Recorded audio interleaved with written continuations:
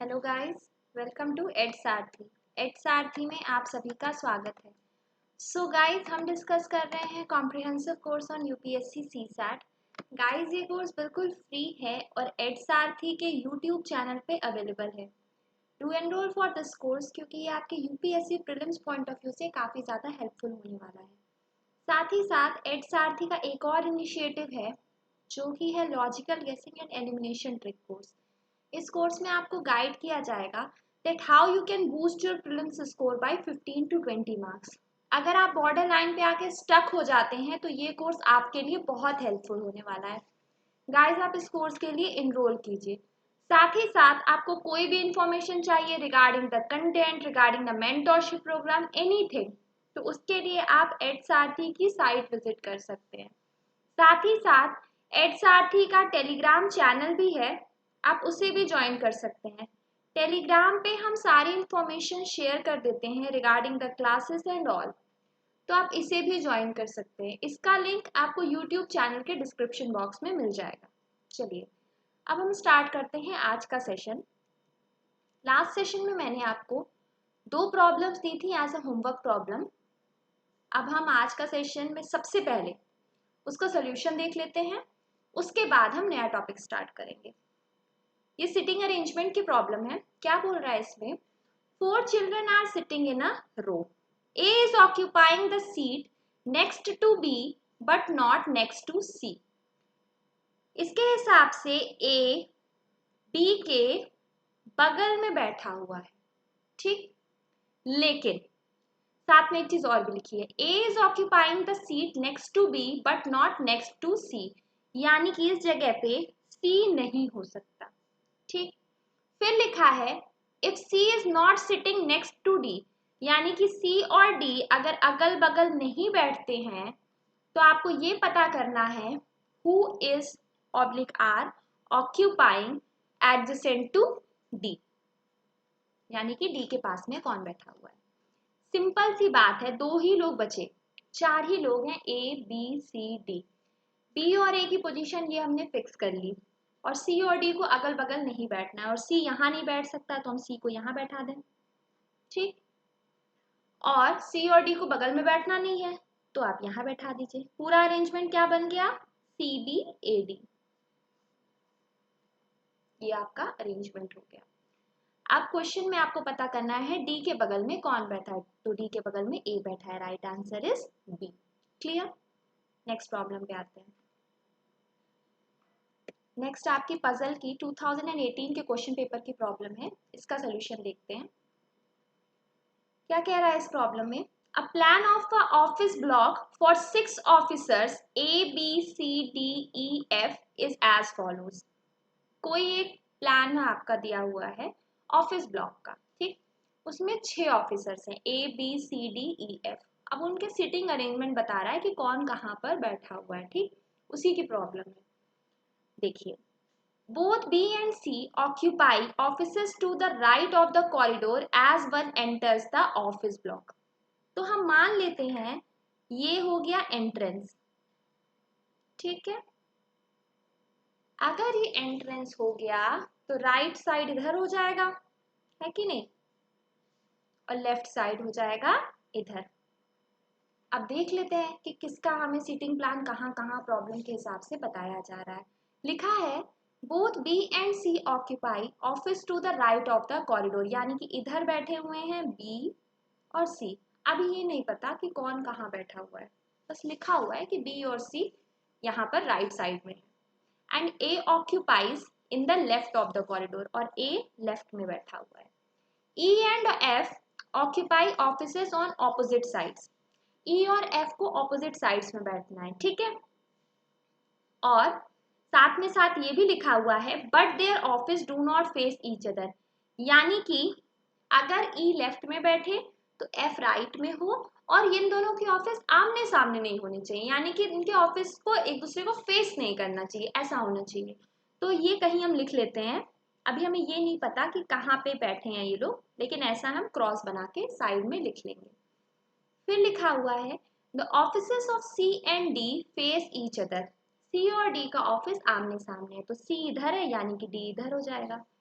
और इन दोनों का ऑफिस होना चाहिए आमने सामने। इसको हम ऐसे लिख लेते हैं। फिर लिखा है E does not have a corner office. E का कॉर्नर ऑफिस नहीं है, यहां पे लिख लो not corner office. F is further down the corridor than A. F corridor में आगे जाने पर A के बाद आता है। इसका मतलब अगर A इधर है और साथ में लिखा भी हुआ है but on the same side, यानी कि F यहाँ पे आ जाएगा। ठीक, तो अब आपको इस अरेंजमेंट के हिसाब से ये दो प्रॉब्लम्स दी हुई हैं, फर्स्ट वन और सेकेंड वन, इन दोनों को सॉल्व करना है। अब देखते हैं क्या क्या अरेंजमेंट हम बना सकते हैं। देखिए F यहाँ पे है यानी कि E यहाँ बैठेंगे। ठीक, अब हमें पता चल गया कि कॉरिडोर के लेफ्ट साइड में A D F के ऑफिस होने चाहिए और राइट साइड में B C E के ऑफिस होने चाहिए। हमें दिया हुआ है कि C और D आमने सामने बैठते हैं, तो एक काम करते हैं उनकी पोजीशन को फिक्स करके किसी एक की देखते हैं, हिट एंड ट्रायल करके कि क्या काम बन रहा है। एक काम करते हैं, साइड में हम C को यहाँ बैठा देंगे राइट साइड में और D को यहाँ। ठीक, अब हमसे ये कहा जा रहा है कि A का जो F का ऑफिस है वो A के बाद आना चाहिए, यानी कि F का ऑफिस यहाँ हो जाएगा, A का ऑफिस यहाँ हो जाएगा, DAF हो गया। ठीक, अगली बात ये कही जा रही है E does not have a corner office. E का कॉर्नर ऑफिस नहीं होना चाहिए और साथ में E और F को आमने सामने भी नहीं होना चाहिए, तो हम E को कहीं यहाँ रख दें और B को हम यहाँ रख दें। सारी कंडीशंस फुलफिल हो रही है। ये बन गया आपका अरेंजमेंट। अरेंजमेंट क्या बना? DAFCEB। अब इसी के हिसाब से हमें क्वेश्चंस को सॉल्व करना है। क्वेश्चन में क्या बोल रहा है? फर्स्ट क्वेश्चन में कहा जा रहा है if E sits in his office and faces the corridor whose office is to his left। यहाँ पे E है, इसके लेफ्ट में आपको बताना है किसका ऑफिस है, तो E के लेफ्ट में ऑब्वियसली C का ऑफिस है। Right answer is C। Who is our F's immediate neighbors? F का immediate neighbor कौन है? A. What is the answer? A. A only. Clear? चलिए, आई विश ये सारी चीजें आपको क्लियर हो गई होंगी। गाइस, इसी के साथ हमने पजल और सिटिंग अरेंजमेंट के कंसेप्ट को डिस्कस कर लिया है। इसी तरीके की प्रॉब्लम्स आपके एग्जाम में पूछ ली जाती हैं। सीधा अप्रोच रखिए। अप्रोच ये होना चाहिए कि देखिए, ऐसा जरूरी नहीं है कि अगर कोई लाइन पहले लिखी हुई है तो आपको सबसे पहले उसी के हिसाब से अरेंजमेंट बिठाना है। जो जो पोजीशन आपको फिक्स दिखाई पड़े, फिक्स पोजीशन वालों को पहले आप रख दिया करिए अरेंजमेंट में, और जिनका बारे में भी कंफर्म इंफॉर्मेशन नहीं पता है उसे साइड में लिख के छोड़ दीजिए और आखिरी में उसे आप कोशिश किया करिए कि वो कहाँ पे एडजस्ट हो पा रहा है। ये एक सबसे आसान तरीका है पजल की प्रॉब्लम्स को सॉल्व करने का। पजल हो चाहे सिटिंग अरेंजमेंट हो, सब में यही अप्रोच अप्लाई करना होता है। कनेक्टिंग टर्म्स ढूंढा करिए। कनेक्टिंग टर्म्स कोई दो, जैसे मान लीजिए बी और सी की बात पहली लाइन में भी कर रहा है और बी और सी की लाइन पांचवी लाइन में भी कर रहा है, दोनों को जोड़ के देखिए क्या आप कोई एक अरेंजमेंट बना पा रहे हैं दो तीन लोगों का। तो इस तरीके से जब कड़ियां बैठाएंगे तो आसानी से सिटिंग अरेंजमेंट और पजल की प्रॉब्लम्स को आप सॉल्व कर लेंगे। चलिए, अब हम स्टार्ट करते हैं नेक्स्ट चैप्टर, जिसमें हम कुछ प्रॉब्लम डिस्कस करेंगे क्यूब की और नॉन वर्बल रीजनिंग की। ये 2018 के क्वेश्चन पेपर में पूछी हुई प्रॉब्लम है। इसमें आपको नंबर ऑफ ट्रायंगल्स पता करने हैं। बहुत आसान है, 3D फिगर है, सिंपल अगर काउंट करते हैं तो भी काम बन जाएगा। कितने ट्रायंगल बन रहे हैं? 1 2 3 4 5 6 7 8 9 10। 10 इधर और बाकी के 10 जो डॉटेड लाइन है वो 10 प्लस और 10, यानी कि कितने ट्रायंगल बन गए? 20। What is the answer? B. Clear? Next problem पे आते हैं। इसमें आपको पता करना है find out the number of triangles in the figure below. इसमें आपको नंबर ऑफ ट्रायंगल्स पता करने हैं। देखिए, ये एक बहुत ही जनरल स्ट्रक्चर होता है। जब कभी एग्जाम में ऐसा स्ट्रक्चर दिखाई दे कि कोई एक ट्रायंगल बनाया गया है और उसके अंदर ट्रायंगल्स कटे हुए हैं, तो साइड पे पहले देख लिया करिए कि हर एक साइड पे कितने ट्रायंगल दिखाई दे रहे हैं। यहाँ पे कितना हर एक साइड पे ट्रायंगल है? 1 2 3। इस साइड पे देखिए 1 2 3। इस साइड पे देखिए 1 2 3। यानी कि जब कभी ऐसा स्ट्रक्चर दिखाई दे कि कोई एक ट्रायंगल हो और उसके अंदर ट्रायंगल्स काटे गए हो और हर एक साइड पे सेम ट्रायंगल काटे गए हो, तो नंबर ऑफ कट्स के हिसाब से ये आपके टोटल नंबर ऑफ ट्रायंगल्स बनते हैं। अगर ये टेबल 4 तक आपको याद है तो आपका काम बन जाएगा, ठीक। अगर कोई एक ट्रायंगल कटा है तो नंबर ऑफ ट्रायंगल हो जाएंगे 1, अगर 2 है तो 5, 3 पे 13, 4 पे 27, ऐसे याद कर सकते हैं 1, 5, 13, 27। अगर ये ऑर्डर याद है तो आसानी से प्रॉब्लम सॉल्व हो जाती है। अदरवाइज कन्वेंशनल वे में उसको काउंट करके भी कर सकते हैं, बट वो थोड़ा सा टाइम टेकिंग हो जाता है। अगर ये टेबल याद है तो बढ़िया है, ठीक। टेबल पे नजर डाल ली, क्या याद किया? 1, 5, 13, 27। चलिए अब हम आते हैं प्रॉब्लम पे। ये आपके 2011 के क्वेश्चन पेपर में पूछी हुई प्रॉब्लम है। इसमें आपको पता करना है total number of triangles in the above grid. कैसे निकालेंगे, जरा ध्यान दीजिए। अगर मैं ऐसा एक फिगर बना दूं, एक लाइन ऐसे जोड़ दूं, एक लाइन ऐसे जोड़ दूं, तो दिखाई देगा कि एक बड़ा सा ट्रायंगल है और उसकी साइड पे कुछ ट्रायंगल्स काट लिए गए हैं। कितने ट्रायंगल कटे दिख रहे हैं हर एक साइड पे? 1, 2, 3, 4। 1, 2, 3, 4, 1, 2, 3, 4। 4 ट्रायंगल कटे हुए दिख रहे हैं। जब 4 ट्रायंगल कटे हुए दिख रहे हैं तो इसका मतलब क्या होता है? टेबल में देखिए, नंबर ऑफ ट्रायंगल्स बनते हैं 27। नंबर ऑफ ट्रायंगल्स इसके बन गए 27। लेकिन ये 27 ट्रायंगल्स कब बने? ये 27 ट्रायंगल्स तब बने हैं जब हमने क्या किया, इन दोनों को मिला दिया। आसानी के लिए मिलाया है, इन दोनों को हमने मिला दिया। तो इसका मतलब जब हमने इसको मिला लिया तो पहले ये बताइए कितने एक्स्ट्रा ट्रायंगल्स बन रहे थे। इसको मिलाने के बाद एक्स्ट्रा ट्रायंगल बन रहे हैं 1, 2, 3, 4। तो हमारे क्वेश्चन में तो ये लाइन जुड़ी हुई थी नहीं, हमने तो सिर्फ और सिर्फ आसानी के लिए इसको जोड़ लिया था। तो अगर हमें क्वेश्चन के हिसाब से नंबर ऑफ ट्रायंगल्स को पता करना है तो हम क्या करें? इस 27 में से इन एक्स्ट्रा 4 को माइनस कर दें। What is the answer? 23। C. Clear? कोई डाउट? बढ़िया। नेक्स्ट क्यूब एंड डाइस पे आते हैं।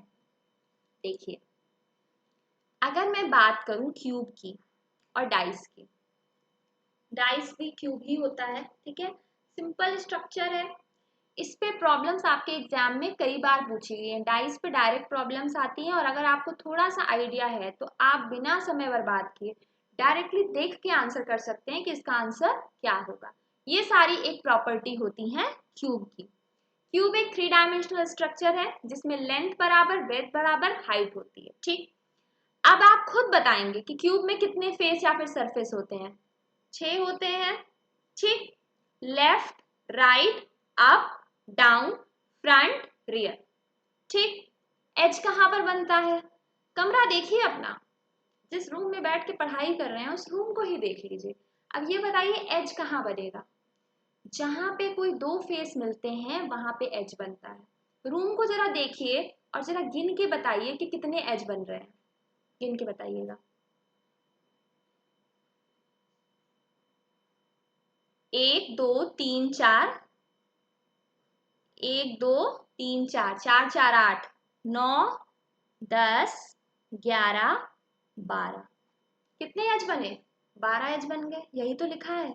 कॉर्नर, कॉर्नर क्या है? ये कोने। 1, 2, 3, 4, 5, 6, 7, 8, टोटल हो गए आपके 8 कॉर्नर, ठीक। अगर हम हर फेस की बात करें तो उसके 4 नेबर होते हैं और एक होता है ऑपोजिट। ये हो गया बेसिक। अब हम आते हैं डायरेक्टली प्रॉब्लम पे, जो आपके 2018 के क्वेश्चन पेपर में पूछी हुई प्रॉब्लम है। 2 मैं कराऊंगी, एक आपको दूंगी एज अ होमवर्क प्रॉब्लम, जिसका आंसर आप मुझे कमेंट सेक्शन में देंगे, ठीक है। देखिए क्या बोल रहा है इस प्रॉब्लम में। Directions for the following 3 items, rotated position of a single solid are shown below. कोई एक डाइस है, उसको बार बार रोटेट करके उसकी पोजीशन दी गई है आपको। क्या बोल रहा है इस क्वेश्चन में? Various spaces of solid are marked with different symbol. Symbol कौन कौन से हैं? डॉट, क्रॉस एंड लाइन, ठीक। Answer the 3 items that follow the given figures. तो आपको इस क्वेश्चन नंबर 1 में पता करना है what is the symbol on the face opposite to that containing a single dot. आपको पता करना है डॉट के जस्ट ऑपोजिट कौन सा आपका फेस आएगा। ठीक है, देखिए इस तरीके की प्रॉब्लम जब भी आपके सामने आए तो आपके डाइस के कई सारे स्ट्रक्चर होते हैं, आपको कुछ आइडिया कुछ का होगा भी, और अगर नहीं भी है अभी समझ लेते हैं। देखिए सबसे पहले कोई दो स्ट्रक्चर को चूज कर लिया करिए। ठीक है, कोई दो स्ट्रक्चर चूज कर लीजिए, या तो उसमें एक काम किया करिए, ऐसे स्ट्रक्चर को मैक्सिमम चूज किया करिए। मैक्सिमम आप एक ऐसे स्ट्रक्चर को चूज करिए जिसमें बस एक फेस आपको कॉमन दिखाई पड़े। अधिकतर प्रॉब्लम्स उससे आपकी सॉल्व हो ही जाती हैं। देखिए जैसे अगर आप इस वाले को ध्यान दें, फिगर नंबर 2 और फिगर नंबर 4 को, फिगर नंबर 2 और 4 को ऑब्जर्व कीजिए। कौन सा फेस कॉमन है? दो डॉट्स का। देखिए जब भी कभी डाइस के स्ट्रक्चर में ऐसा दिखाई दे कि कोई एक इमेज कॉमन है, कोई एक फेस में, मान लीजिए यहाँ पे नंबर भी अगर 2 लिखा होता, वो अगर कॉमन है तो बाकी के फेसेस में जो भी चीज लिखी हो, नंबर हो, सिंबल हो, वो हो जाते हैं ऑपोजिट टू ईच अदर। यानी कि लाइन का ऑपोजिट हो जाएगा क्रॉस और 3 का ऑपोजिट हो जाएगा 1। कब होगा? जब इनकी पोजीशन सेम हो। ठीक है, अगर पोजीशन सेम नहीं है तो आप क्लॉकवाइज एंटी क्लॉकवाइज भी उसको लिखते हैं। देखिए दोबारा से समझ लीजिए, सबसे पहले जब भी कभी क्यूब या फिर डाइस की प्रॉब्लम आपके सामने आए और उसके 4 5 6 व्यू दे दे, किन्हीं दो ऐसे व्यू को छांटा करिए जिसमें कोई एक फेस कॉमन हो। अब जैसे मैंने यहाँ सेकंड और फोर्थ को छांट लिया, ठीक, इसमें मैंने ये देखा कि ये देखिए इसमें 2 डॉट्स कॉमन है, सेम पोजीशन पे है। अगर किसी भी डाइस में कोई एक सेम फेस की वैल्यू आपको दिखाई दे रही है, किसी फेस पे जो भी वैल्यू है वो सेम है, तो बाकी के जो भी होंगे वो ऑपोजिट हो जाते हैं। यानी लाइन का ऑपोजिट हो जाएगा क्रॉस और 3 का ऑपोजिट हो जाएगा डॉट। ठीक, सिंगल डॉट का पूछ रहा है तो उसका क्या आंसर हो जाएगा? B, 3 dots. क्लियर? या फिर ऐसे भी कर सकते थे, अगर इससे नहीं करना होता तो क्या करते, चूज किया हमने यहाँ पे, ठीक है, यहाँ आपने इन दोनों को ही मान लीजिए चूज कर लिया। अगर मान लीजिए एकदम से ये चीज भूल जाते हैं कि हाँ सेम पोजीशन पे है तो कैसे ऑपोजिट हो रहा है, तो उसको ऐसे वेरीफाई कर सकते हैं, किसी पे भी अप्लाई कर सकते हैं। मान लीजिए आपने इन दोनों को चूज कर लिया, इसमें ये कॉमन फेस दिखा, इसको यहाँ लिख लीजिए दोनों में। अब क्लॉकवाइज जो भी फेसेस है उनको लिखना स्टार्ट कीजिए, line 3 dot cross single dot, ये हो गए आपके ऑपोजिट फेस। ये होता है आपका लिखने का तरीका। वेरीफाई करना है और वेरीफाई कर लीजिए, जरा फर्स्ट और थर्ड को चूज करके देखिए कौन सा फेस कॉमन है। लाइन कॉमन है, लाइन बना लीजिए, क्लॉकवाइज लिखना स्टार्ट करिए। क्या क्या आया? 2 डॉट 1 डॉट, ये फर्स्ट फिगर के लिए लिख रही हूं मैं। थर्ड फिगर के लिए देखिए क्या क्या आ रहा है, 4 डॉट्स 3 डॉट्स, सेम आया। इसी तरीके से आप किसी भी तरीके से कर सकते हैं। ठीक है, ये तो हो गए आपके दो स्ट्रक्चर। ये पहला स्ट्रक्चर होता है जब कोई एक फेस कॉमन हो और सेम पोजीशन पे हो। ये दूसरा स्ट्रक्चर होता है जब कोई एक फेस कॉमन हो और उसकी पोजीशन अलग हो। ऐसा हो सकता है कि यहाँ हो, यहाँ कॉमन मिल जाए, यहाँ कॉमन मिल जाए, पोजीशन सेम नहीं है। ऐसा भी कभी कभी हो जाता है। कभी कभी ऐसी भी सिचुएशन आपके सामने आएगी कि आप ये देखेंगे कि कोई दो फेस कॉमन हो जाएंगे किन्हीं दो फिगर में। ठीक है, कोई दो फेस जब कॉमन मिल जाए तब ये आप देखेंगे जो बचे हुए फेसेस हैं वो एक दूसरे के ऑपोजिट हो जाते हैं। ठीक है, ये सारी चीजें हैं आपके सामने। जैसे कि इस क्वेश्चन को देखिए, फर्स्ट और फोर्थ को ऑब्जर्व करिए, 2 डॉट 2 डॉट, 1 डॉट 1 डॉट, तो लाइन के ऑपोजिट क्या आ जाएगा? क्रॉस। सेम आ रहा है कि नहीं आ रहा है? लाइन के ऑपोजिट क्रॉस। ये होते हैं आपका थर्ड स्ट्रक्चर जिसमें कि आपके दो फेस कॉमन हुए। क्लियर? नेक्स्ट देखते हैं, सेकंड नंबर। अब एक काम कीजिए, इसका स्क्रीनशॉट ले लीजिए गाइस, और सेकंड वाले का आंसर आप मुझे कमेंट सेक्शन में दीजिएगा। इसका स्क्रीनशॉट ले लीजिए।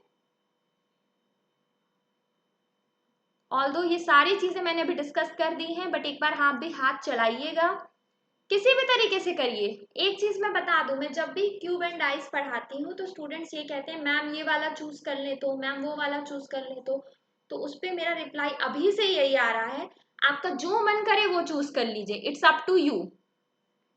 आपको अगर मन कर रहा है सेम पोजीशन वाला चूज कर लीजिए, मन कर रहा है क्लॉकवाइज रोटेट करके लिख लीजिए, मन कर रहा है कोई दो फेस कॉमन वाला ले लीजिए, जो पहले नजर पड़ जाए उसको चूज कर लीजिए। ठीक, स्क्रीनशॉट ले लिया। एक काम कीजिएगा, आप इसका भी स्क्रीनशॉट ले लीजिए और इन सब का आंसर आप मुझे कमेंट सेक्शन में करिएगा। चलिए अब हम आते हैं नेक्स्ट कंसेप्ट पे, इसका भी स्क्रीनशॉट ले लीजिए, फिर मैं नेक्स्ट कंसेप्ट पे आती हूँ, क्यूब कटिंग।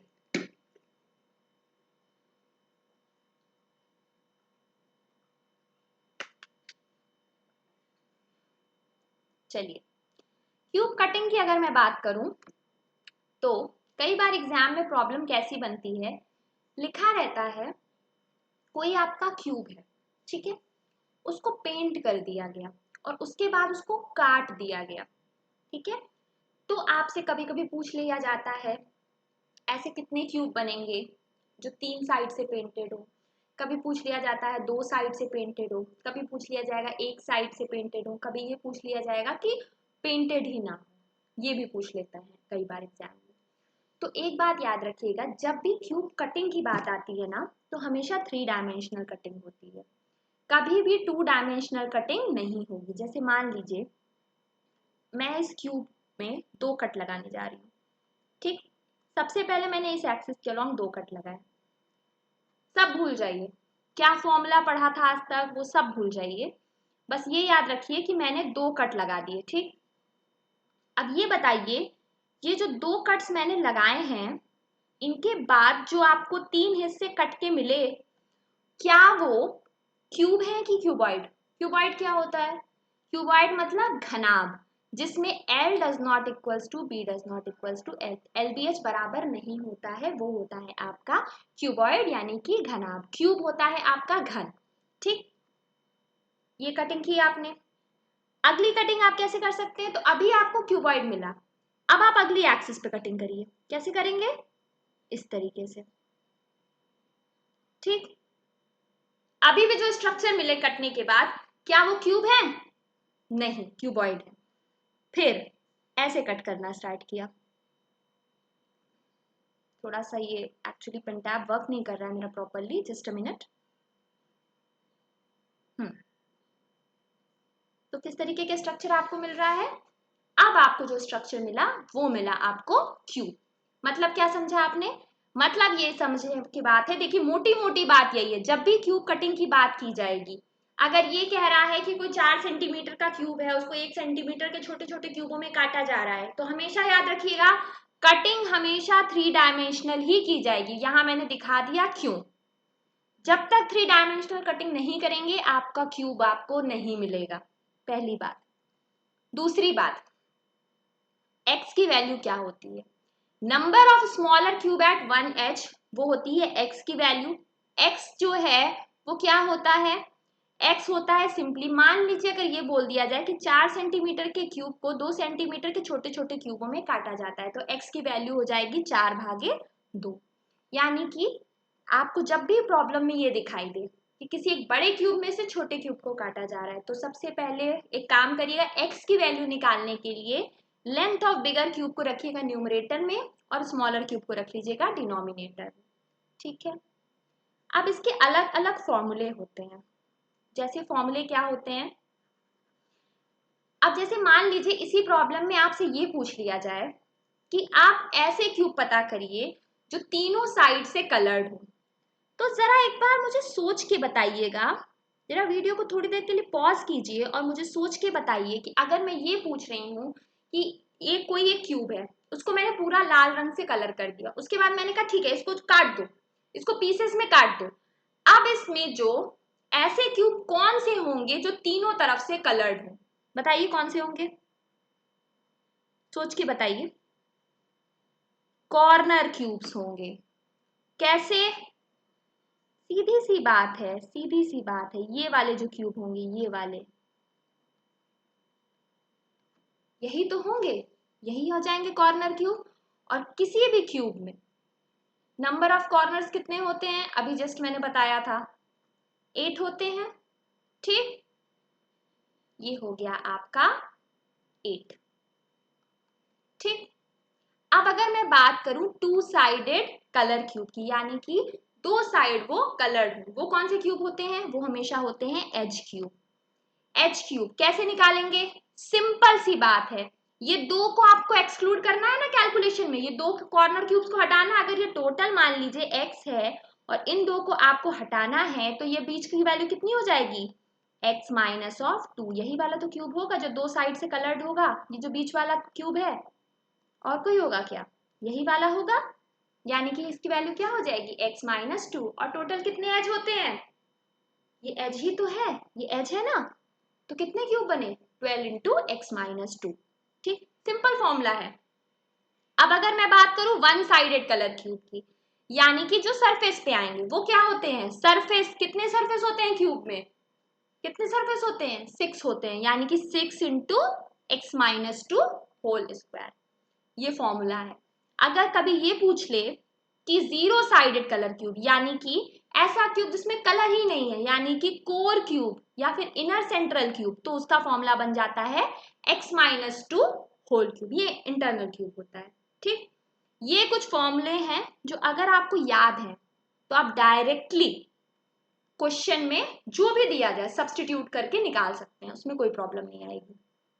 क्लियर। अब x की वैल्यू क्या है इसमें, x है सिंपली आपका लार्जर क्यूब की length divide by smaller cube, बस और कुछ नहीं है, सिंपल है। ठीक, अब एक काम कीजिएगा, इस पैटर्न पे ये 2018 के क्वेश्चन पेपर में पूछी हुई ये प्रॉब्लम है, इसको लीजिए आप as your homework problem. Clear, इसका स्क्रीनशॉट ले लीजिए गाइस और इसका आंसर आप कमेंट सेक्शन में देने की कोशिश करिएगा। सिंपल है, फॉर्मूले में सब्स्टिट्यूट करके खाली निकालना है और कुछ नहीं करना है। ठीक, चलिए अब हम देख लेते हैं नॉन वर्बल रीजनिंग का एक और क्वेश्चन। इसमें आपको निकालना है examine the following figure which one of the following figure has the above figure embedded in it, यानी कि आपको पता करना है कि ये फिगर इनमें से किसमें है। सीधी सी बात है, इसी में दिखाई पड़ रहा है। What is the answer, C. Next problem, consider the following matrix. ये भी आपके 2014 के क्वेश्चन पेपर में पूछी हुई प्रॉब्लम है। देखिए, नॉन वर्बल रीजनिंग टोटली आपके ऑब्जर्वेशन पे डिपेंड करती है कि आपका ऑब्जर्वेशन एग्जाम में कितना तगड़ा है। अगर आप तगड़े तरीके से ऑब्जर्व करते हैं चीजों को तो आप आंसर कर ले जाएंगे। ऑब्जर्वेशन अपना, मैं बार बार बोल रही हूँ, reasoning is all about observation. आपका ऑब्जर्वेशन जितना अच्छा होगा उतनी जल्दी आप प्रॉब्लम्स को सॉल्व कर लेंगे। ठीक, अब जरा इस प्रॉब्लम को ध्यान से देखिए। क्वेश्चन में आपको एक मैट्रिक्स दे दी जा रही है, ठीक है, जिसमें तरह तरह के फिगर बने हुए हैं। आपको पता करना है which one of the following figure fits into the blank part of the above matrix. देखिए, कॉलम वाइज जरा ऑब्जर्व करके बताइए क्या दिखाई दे रहा है। पहले तो ठीक है, पहला एलिमेंट जो है सब में ऐसे ऐसे एरो बनी हुई है, चलिए कोई दिक्कत नहीं। उसके बाद क्या दिखाई दे रहा है, एक ये एरो थी, उसके बाद क्लॉकवाइज नेक्स्ट पोजीशन क्या आएगी, ऐसे आएगी, फिर क्लॉकवाइज नेक्स्ट पोजीशन क्या आएगी, ऐसे आएगी। इसका मतलब पैटर्न क्या समझ में आ रहा है, यहां से पैटर्न ये समझ में आ रहा है कि जो पहली वाली एरो है उसको कांस्टेंट रखा है, उसको सेम रखा हुआ है, और उसके बाद जो सेकंड वाली है उसको क्लॉकवाइज रोटेट करा रहा है। अगर हम ठीक सोच रहे हैं तो वो थर्ड वाले में भी फॉलो होना चाहिए। देखते हैं फॉलो हो रहा है कि नहीं हो रहा है। बिल्कुल फॉलो हो रहा है। देखिए, फर्स्ट वाली एरो सेम चली, सेकेंड ऐसे हुई, क्लॉकवाइज नेक्स्ट पोजीशन ये आएगी, नेक्स्ट पोजीशन ये आएगी, घुमाते जा रहे हैं, इसी को घुमाते चलिए, घुमा दिया, ऐसे आ गया, तो इसकी पोजीशन क्या आएगी, ये आएगी, इसकी पोजीशन ऊपर, और फर्स्ट एलिमेंट तो बराबर रहना, यानी कि दो upward facing arrow. What is the answer, B. Clear. अब एक काम कीजिएगा, ये 2018 के क्वेश्चन पेपर की प्रॉब्लम है, इसको लीजिएगा आप एज योर होमवर्क प्रॉब्लम। मैंने आज जो भी प्रॉब्लम्स आपको दी हैं एज ए होमवर्क प्रॉब्लम, उनको आप सॉल्व कीजिएगा और आंसर मुझे कमेंट सेक्शन में जरूर दीजिएगा। चलिए गाइस, अब आज का सेशन मैं यही एंड करती हूँ गाइज। मैं सीसैट की जो भी क्लासेस ले रही हूँ उनका PDF आप इस लिंक पे क्लिक करके एक्सेस कर सकते हैं। चलिए अब आज का सेशन हम एंड करते हैं गाइज। Thank you.